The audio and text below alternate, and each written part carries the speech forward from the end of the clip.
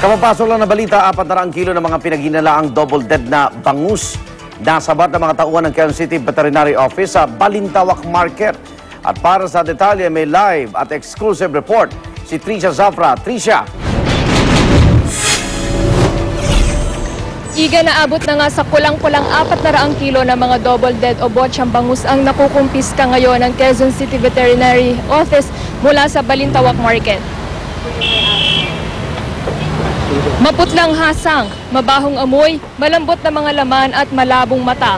Ito ang itsura ng mga bangus na inabutan ng mga taga Quezon City Health Office sa kanilang pag-iinspeksyon sa Balintawak Market kaninang madaling araw. Pakay ng inspeksyon ang mga botsang isda na idine-deliver sa Balintawak Market mula sa ilang bayan sa Batangas at Pangasinan. Depensa ng mga nagtitinda, galing Bulacan ang kanilang mga isda. Yun nga lang dahil sa tumal daw, naluma ang mga ito kaya't nilagyan na lang nila ng yelo at nangamutla. Ibinebenta sa halagang 50 to 100 pesos kada kilo ang mga bangus na ito. Paalala ng mga otoridad, Igan, sa ating mga mamimili, huwag basta-basta kakagat sa pain ng murang bentahan ngayon ng bangus at maging mas mapanuri. Ang isda naman kahit yaniluhan mo, hindi ganun kaputla eh. Halos kulay brown na yung hasang niya. At saka yung laman niya sana matigas. Ang fresh na fish kasi matigas ang laman. Ito, nakita nyo naman na lupay-pay na talaga yung isda. Pagka yan niluto mo, durug-durug na yan, madudurog yan. Hindi yan galing sa lunod. Luma na nga lang ni yelo namin. Bakit po tininda nyo pa, alam nyo ng yelo? Hindi naman po magkaka-affect yan basta ni yeluhan. Huwag lang walang yelo. Hindi pa naman po sira yan eh, kahit matik. Igan, ayon sa mga health authorities itong lungsod, muli sila mag-i-inspeksyon sa mga palengke at sa susunod na may mahulihan pa sila, isasama na nila yung mga nagtitinda sa mga makukumpiska nilang paninda at sasampahan ng kaukulang reklamo. Mapanganib daw kasi sa kalusugan ang makakain ng double dead na mga isda. At yan muna ang latest mula sa Balintawak Market. Balik sa iyo, Igan. Tricia, saan galing itong mga bangus na ito o isda na ito? Igan, ayon dun sa mga nagtitinda, galing daw itong Bukawi, Bulacan. Yun nga lang sabi nila dahil daw sa tumal nga ngayon ng bangus, dahil nga ron sa nangyaring fish kill at sa takot ng mga mamimili na bumili ngayon ng bangus, iniyaluhan na lang daw nila yung mga ito, kaya ganun daw ang itsura, kaya medyo maputla yung hasang, malambot yung mga laman. Pero ayon naman nga ron sa mga health authorities na nag-inspeksyon kanina, kahit yaluhan yung isda, basta sariwa o fresh itong mahahango mula sa palaisdaan, eh, hindi magiging ganun ang itsura ng mga isdang ito. Pero wala namang fish kill sa Bulacan So hinahaluan ng galing Pangasinan, ganon? I'm sorry, Igan? Kasi walang fish kill sa Bukawi, Bulacan, no? So yung sariwang isda, hinahaluan ng mga botsang isda, ganon ba? Oo, tama, Igan, walang fish kill sa Bukawi, Bulacan. At ayon nga rin sa mga nagtitinda, eh, hindi naman sila kumukuha ng mga isdang galing sa lunod o galing dun sa mga bayan na naapektuhan ng fish kill sa Pangasinan at sa Batangas. So saan galing itong mga isdang ito? Ba't ganon ang tingin ng mga otoridad? Igan, yan ang aalamin pa ng mga otoridad natin kung saan ba talaga kinukuha nitong mga nagtitinda, yung kanilang mga tindang bangus dito na hindi na nga sariwa yung itsura. Okay, maraming salamat, Tricia Zafra.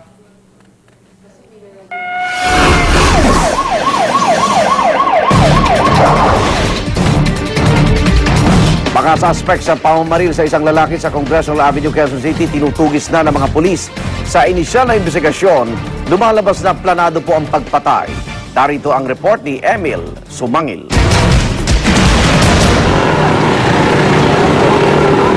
Kasunod ng pag-alingaw-ngaw ng 20 putok ng baril, bumagsak at tumandusay na raw ayon sa mga nakakita ang biktima sa hulihang bahaging ito ng nakaparadang passenger van. Tuloy, nabulabog ang mga motorista at mamimili.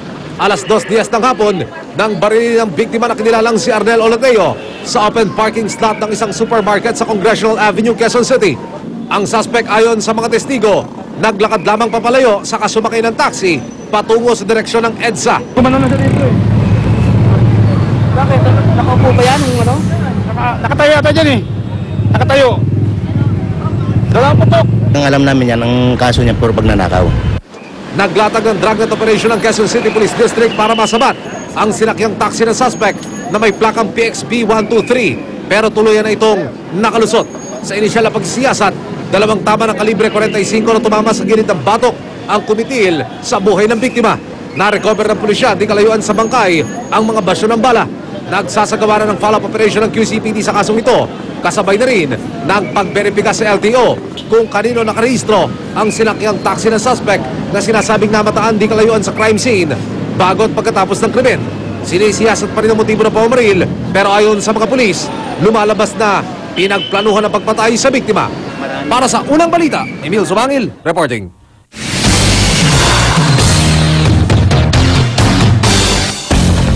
Constitutionality ng panukalang pagsasaligal ng diborsyo sa bansa, kinwestiyon ni Congressman Rodolfo Fariñas sa hearing ng House Committee on Revision of Laws. Sa survey na isinagawa ng SWS, lumalabas na 5 sa bawat 10 Pilipino ang pabor sa divorce. Narito ang report ni Jamie Santos. Nitong Marso, tinanong ng SWS ang 1,200 Pilipino kung sang-ayon ba sila na pahintulutang magdiborsyo ang mag-asawang hiwalay na at hindi na maaaring magkasundo. Nang sa gayoy, legal silang makapag-asawa muli. At batay sa resulta ng survey, 5 sa bawat 10 respondent o kalahati ang nagsabing sang-ayon sila sa diborsyo. 3 naman sa 10 ang nagsabing hindi, habang 1 ang hindi pa desidido. Kapansin-pansin ding tumaas ang net agreement o yung difference sa pagitan ng mga sumang-ayon at hindi sumang-ayon. Mula sa -2, 6 na taon ang nakararaan, umakyat ang net agreement ngayong 2011 sa +18. Sa kauna-unahang pagkakataon, tinalakay sa committee level sa Kamara ang panukalang pagsasaligal ng diborsyo. Kapag naisa batas, bibigyan ito ng opsyong legal ang mag-asawang bigunang maisalba ang kanilang pagsasama. It must be stressed right away that common and basic to all the grounds for divorce under this bill is that the marriage has already reached the point of no repair. Kabilang sa mga batayan ng diborsyo sa panukala, 5 taon nang hiwalay ang petitioner sa kanyang asawa. Legally separated na sa loob ng 2 taon, may psychological incapacity ang isa sa mag-asawa o kung may irreconcilable differences o mga pagkakaibang di na talaga mapagkasundo. Ang problema, ayon kay Ilocos Norte 1st District Representative Rodolfo Fariñas, nakasaad sa konstitusyon na sagrado ang kasal na siyang pundasyon ng pamilya. Bagay na dapat daw ay protektahan ng Estado.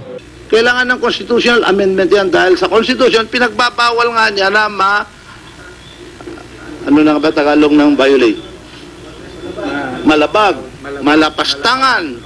Para sa unang balita, Jamie Santos reporting. Inisyal na lista ng mga produktong galing Taiwan na positibo sa DEHP, inilabas na ng Food and Drug Administration o FDA. Kaya naman ang payo ng FDA sa publiko, iwasan muna ang pagbili ng mga pagkain at inuming may nakalagay na Made in Taiwan. Darito ang report ni Julio Segovia. Tiyak ng 66 na Taiwanese products na rehistrado sa Pilipinas ang positibong may DHP. Isang kemikal na posibleng magdulot ng problema sa reproductive organs at bato ng isang tao. Nasa website na ng Food and Drug Administration o FDA ang mga ito.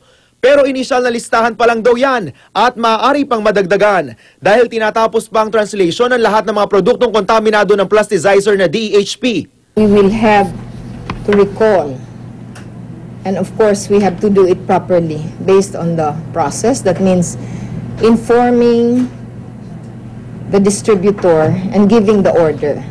Sa ngayon, ang pangunahing payo pa rin ng FDA sa publiko. Iwasan muna ang pagbili sa mga pagkain at inuming inangkat mula Taiwan. Kabilang dyan ang sports drinks, fruit juice, jellies, jams, soft drinks, beverage, tsaa at yogurt.